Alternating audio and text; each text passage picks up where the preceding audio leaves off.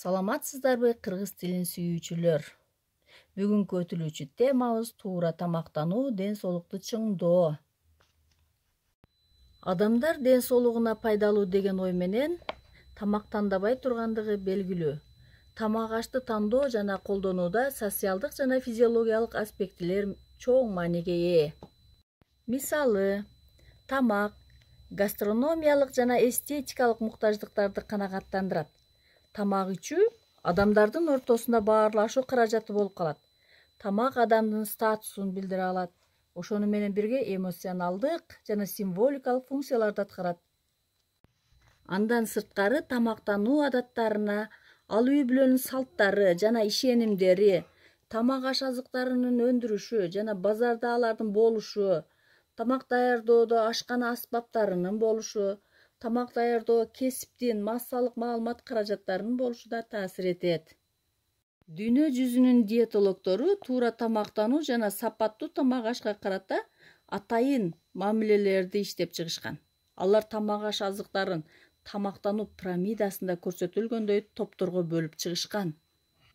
Туура тамактануунун пирамидасынын жалпы принциптерине токтолоюн. Биринчи, нан, дан акшактары жана картошка тобундагы тамак аш азыктарын көп колдонгула. Алар адамдын күндөлүк тамактануусунун негизи болуп саналат. Мындай тамак аштар көмүртекке бай келишет. Ошол себептен адамда көпкө чейин курсактын ток сезими сакталып калат. Акшактын талкаланбаганын, ийри тартылганын колдонуңуздар. Кара буудайдын наны өтө пайдалуу. Андан кийин экинчи, өтө көп санда жашылчаларды жана жемиштерди колдонуңуздар. Аталган азыктардын ар кандай түрлөрүн тандап алгыла.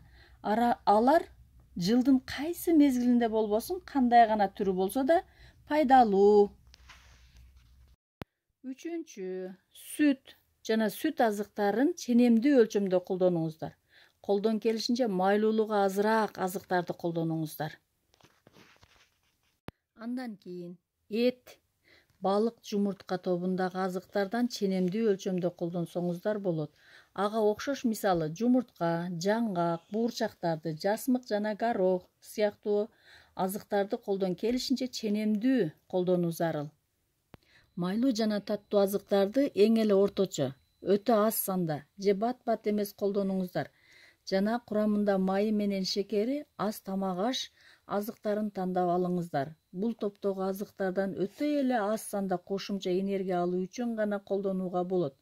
Ал башка азыктардан алган кубаттуулуктун үстүндө гана бир аз кошумча боло алат. Сиздер жогоруда пирамидада көрсөтүлгөндөй тамактансаңыздар, ден соолугуңуздар чың болот.